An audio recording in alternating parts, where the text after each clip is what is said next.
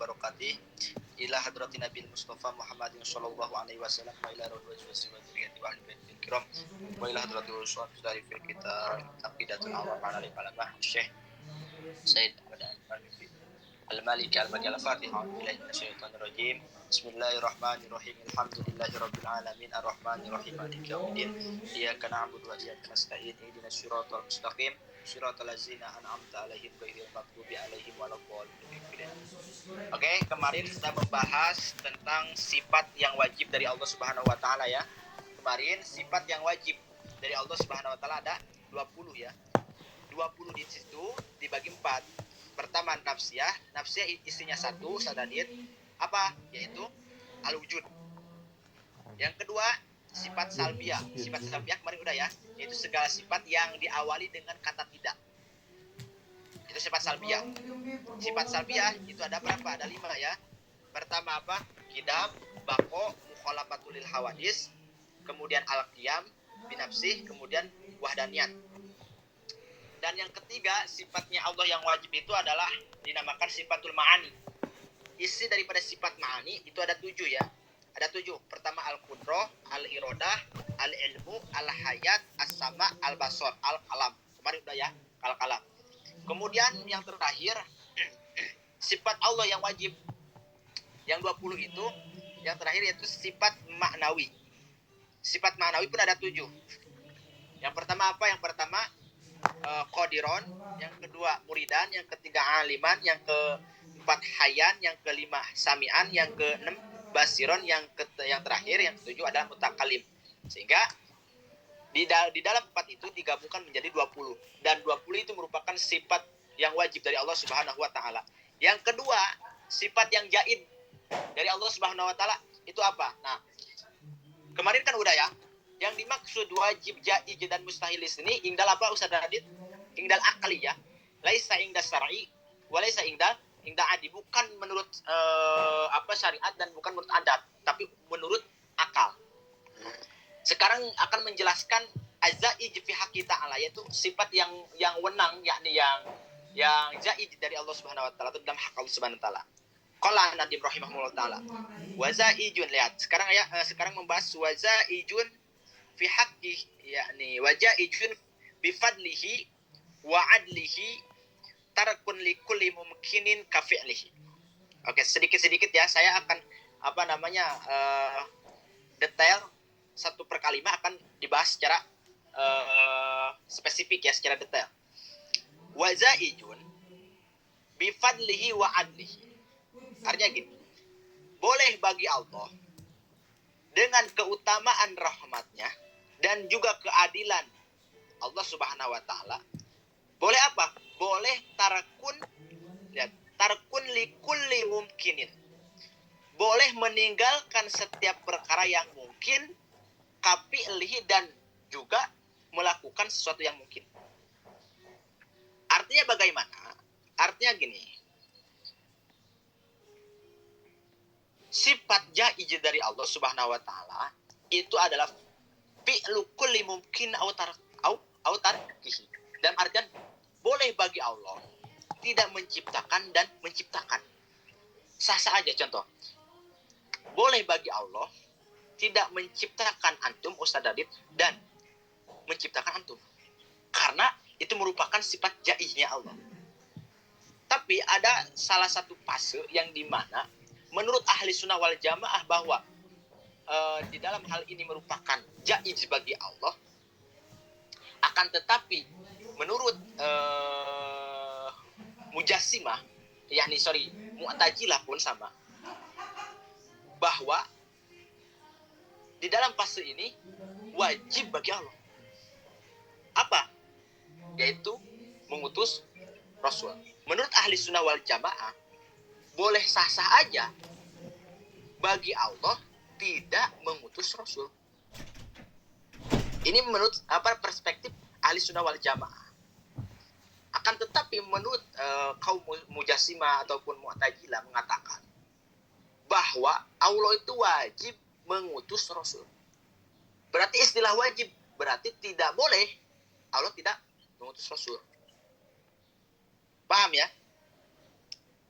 Sehingga di situlah ada kontradiksi atau ta'arud, perbedaan antara kita sebagai ahlu sunnah wal jamaah dan kaum Mu'tazilah. Kenapa kaum Mu'tazilah atau kaum Mu'tazilah pun mengatakan seperti itu, ada sebagian. Karena jawabannya gini, katanya, tapi ini jangan dijadikan jangan dijadikan sebuah dalil oleh antum bahwa Allah itu wajib mengutus Rasul. Dalam artian tidak boleh Allah tidak mengutus Rasul. Alasan daripada kaum tersebut mengatakan karena dengan adanya Rasul itu bisa membuat atau bisa menjadikan sebuah kemudahan bagi umatnya. Itu alasan kaum sebelah mengatakan bahwa Allah itu wajib mengutus Rasul. Akan tetapi bagi kita sebagai ahli sunnah wal jamaah itu sifatnya jaiz, sifat jaiz bagi Allah Subhanahu wa taala.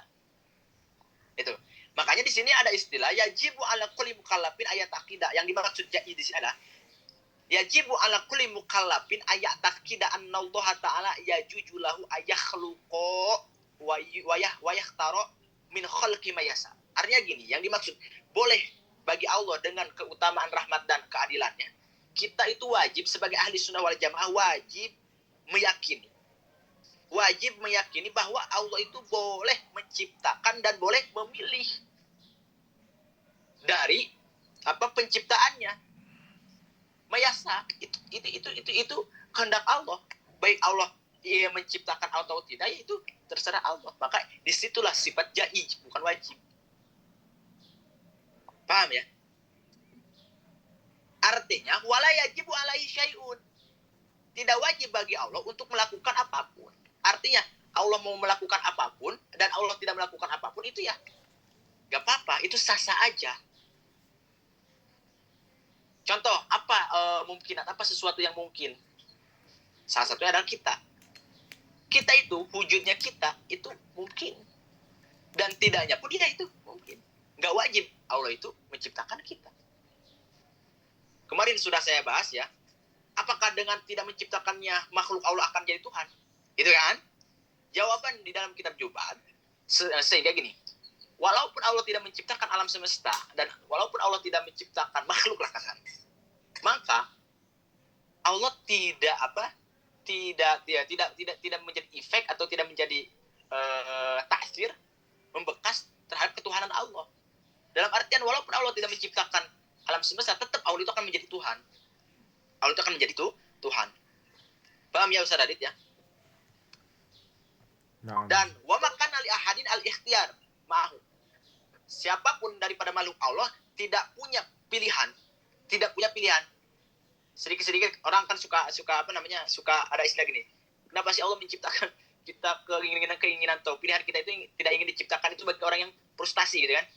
Gak ada dari makhluk Allah yang punya pilihan. Ya Allah, saya itu pengen ganteng hidup di dunia itu, gak ada. Ya Allah, saya gak ada. Wa makana li ahadin al-ikhtiyar. Yang antum catat itu Ustaz Adit. Tidak ada satupun dari makhluk Allah yang bisa memilih. Karena apa? Karena tadi Allah itu sah-sah aja menciptakan dan memilih penciptaannya. Mayasa, sesuai keinginan Allah.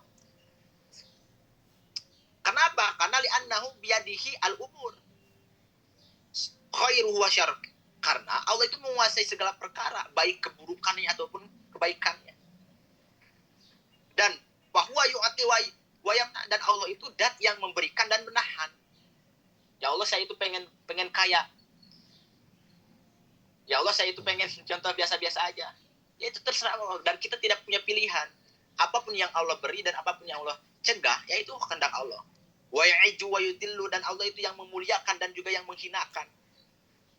Wa yanfa'u wa yadhuru, dan Allah itu yang memberikan kemanfaatan dan juga yang memberikan kebahayaan. Itu semuanya itu dari Allah Subhanahu wa taala. Wa yaghfiru, dan Allah itu zat yang memberikan ampunan dan juga yang menyiksa.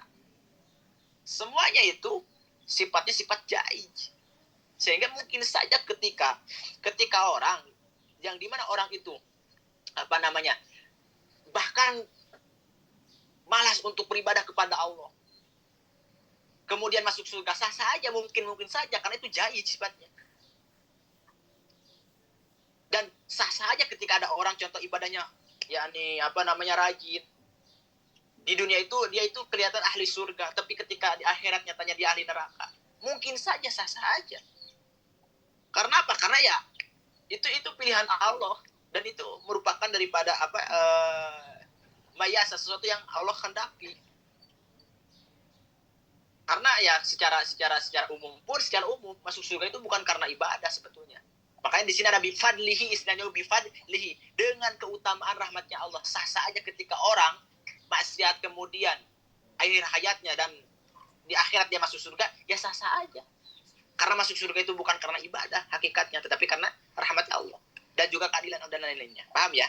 Itulah yang dimaksud jaiz bifadlihi wa adlihi. Jadi Allah itu boleh dengan keutamaan rahmat dan keadilannya boleh meninggalkan setiap perkara yang mungkin dan boleh saja melakukan sesuatu yang mungkin.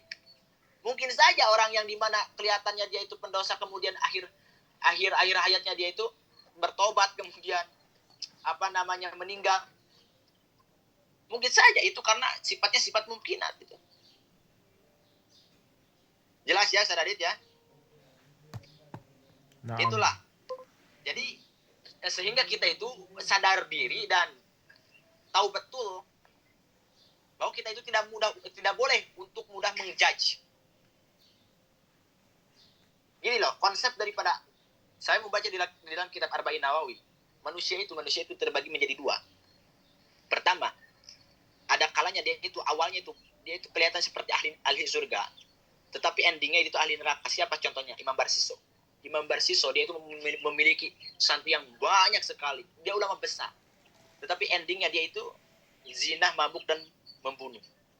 Tapi ada sebaliknya, fase yang kedua manusia itu awalnya dia seakan-akan ahli neraka, tetapi endingnya ahli surga banyak seperti Abu Nawas yang lainnya. Nah, itu yang merupakan jaiznya Allah bifadlihi. Paham ya? Allah boleh menghendaki seperti itu dengan rahmatnya. Makanya istilah taufik dan hidayah itu kenapa ya saya itu ya Allah, contoh ini asal, kenapa ya saya itu ya Allah sampai sekarang belum mendapatkan taufik dan hidayah. Nah, maka itu jawabannya itu jaiz. Dalam artian boleh saja Allah mungkin nanti, karena ini sifatnya mungkin nanti dalam artian belum waktunya, dan ada kalanya yang mungkin terjadinya itu dalam keadaan antum di usia yang dimana mendekati pada kematian, ya mungkin saja itu Allah. Dalilnya apa? Dalilnya Allah itu sifatnya jaiz bifadlihi. Dalilnya seperti dalam Al-Quran, wa rabbuka yakhluqu may yasha wa yakhtaru. Lihat, rabbuka yakhluqu may yasha wa yakhtaru. Tuhanmu itu yang menciptakan ma yasa'u, apa yang Allah hendaki, wa yakhtaru, dan apa yang Allah pilih. Antum contoh hidup, antum kenapa ya, contoh Ustaz Adit, kenapa ya saya itu bisa ke Mesir kemudian belajar, padahal saya tidak, waktu dulu gak ada niat untuk, atau gak ada keinginan untuk ke Mesir. Ya itu pilihan Allah dan itu kehendak Allah. Sah aja karena itu sifatnya jaiz gitu loh. Lalu kenapa banyak orang yang pinternya itu luar biasa, lebih daripada antum, berkeinginan untuk mondok ke Mesir, tapi dia tidak sampai atau tidak bisa untuk ke Mesir, padahal dia itu pintarnya luar biasa. Ya itu jaiznya Allah, itu boleh sah aja karena itu yasa'u wa yakhtab, itu kehendak Allah dan pilihan Allah. Paham ya? Karena apa? Karena makana lahum al-khiyarah. Karena makhluk itu tidak bisa atau tidak boleh dan tidak memiliki pilihan. Ya Allah, saya itu pengen hidup di Kalimantan, nggak bisa. Kalau kehendak Allah, saya hidupnya di Cikadu, di Sukabumi, makanya Cikadu, dari Sukabumi. Gitu. Paham ya? Ya Allah, saya itu pengen kaya. Maka contoh, kalau kehendak Allah antum ditakdirkan untuk sederhana, ya itu pilihan Allah, karena kita itu tidak punya pilihan. Kita itu hanya hamba yang hina dan tidak punya pilihan. Allah lah yang maha kuasa. Jelas ya? Itu yang dimaksud bait wajaijun bifadlihi wa adlihi tarkun likulli mumkinin kafi'lihi. Sekarang melanjutkan arsala anbiya dawil fatonah bisidqi wa tablighi wal amanah. Ini menjelaskan, Ustaz Adit, para nabi dan para rasul. Artinya gini, akan menjelaskan sifat yang wajib di dalam hak Nabi dan Rasul, dan sifat yang jaiz di dalam hak Nabi dan Rasul, pun sifat yang mustahil di dalam hak Nabi dan Rasul. Sekarang akan dibahas arsala anbiya. Lihat. Yang antum tulis Ustaz Radit, anbiya ini seharusnya ada hamzah mamdudah. Ada harus gini. Kenapa dibuang? Karena li daruratin nadham. Seharusnya arsala anbiya seharusnya gitu. Kenapa dibuang? Karena daruratin nadham. Arsala itu fi'il ya. Fi'il wajan af'ala. Arsala, Allah mengutus anbiya, lihat, Allah mengutus para nabi, yang dimana nabi itu dawil fatona, yang memiliki sifat patona. Ustaz, apa itu patona? Patona itu Ustaz Radit adalah kamaludaka. Yang antum catat kamaludaka. Patona itu artinya adalah sempurna kepandaiannya.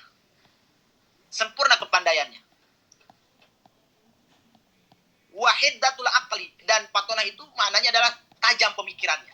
Pikirannya itu tajam. Kemudian patona itu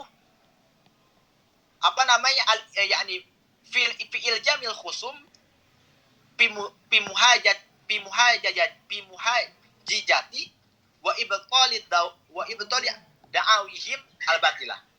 Fatona itu artinya gini.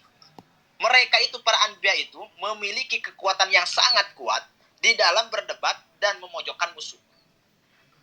Jadi, para nabi itu wajib memiliki sifat patona. Apa itu patona? Pertama, patona itu adalah sempurna kepandaiannya, kepintarannya, dan tajam pemikirannya, dan memiliki kekuatan untuk apa?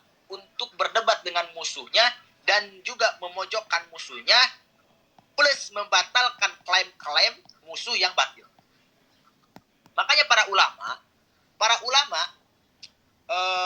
mengatakan Allah tidak akan mengutus para nabi kecuali orang yang dimana paling pandai, top sedunia lah, the one kepintarannya.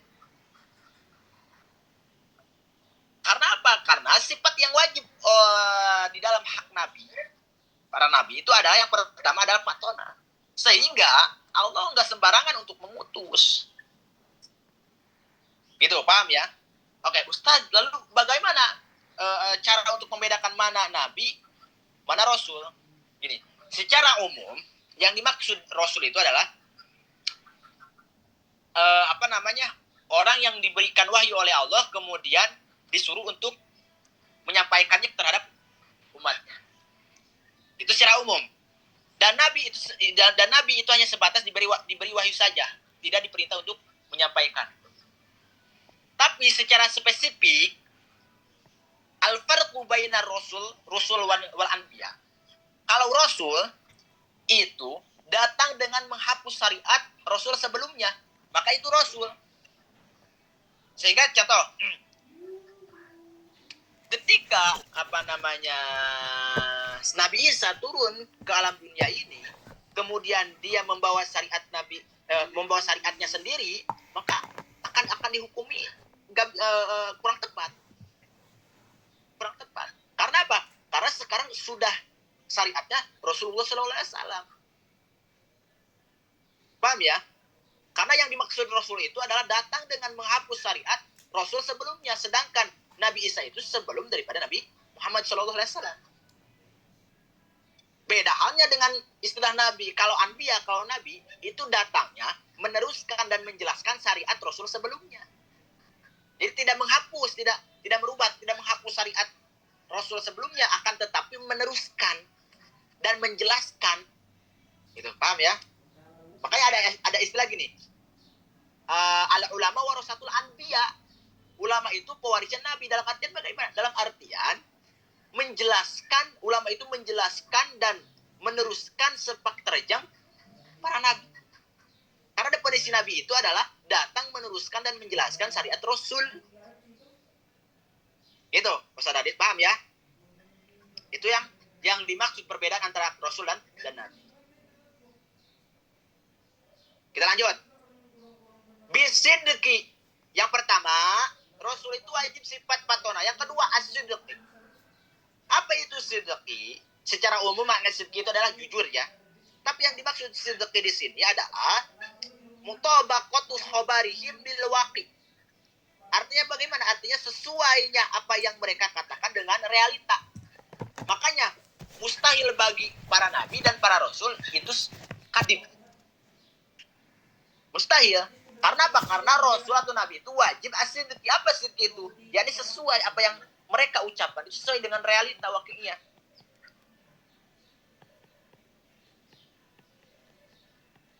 Jelas ya? Kemudian, itu yang dimaksud as-sidqi. Kemudian, watablik. Nabi itu wajib di dalam haknya sifat tablik. Apa itu tablik? Tablik itu Ustaz Radit. Ta'limuhum annas syari Allah Ta'ala. Yaitu mengajarkan terhadap umatnya tentang syariat-syariat Allah Subhanahu wa Ta'ala. Ustaz, kenapa sih adanya syariat dan kenapa sih para rasul, para nabi atau para rasul itu mengajarkan syariat-syariat Allah? Tujuannya itu liyursiduhum ila sa'adah fid dunya wal akhirah. Tujuannya agar supaya para umat dari para rasul itu sampai pada kebahagiaan dunia dan akhirat. Jadi adanya syariat Allah itu efeknya itu pada kita sendiri. Salah satunya adalah ibadah, sholat. Sholat itu akan berdampaknya pada diri kita sendiri. Puasa itu efeknya akan timbal balik pada kita sendiri. Untuk mendapatkan apa? Untuk sampai pada apa? Untuk sampai pada kebahagiaan baik di dunia ataupun di akhirat. Makanya ketika seseorang ingin hidup tanpa syariat, wah itu celaka. Makanya apa yang ulama kiai ucapkan itu merupakan sebuah kasih sayang terhadap masyarakatnya, terhadap yakni santrinya, agar supaya apa? Agar supaya para masyarakat dan santrinya itu bisa selamat. Oh ya, ini ya, kesel dulu bentar ya. Manis ya, bentar. Kita lihat.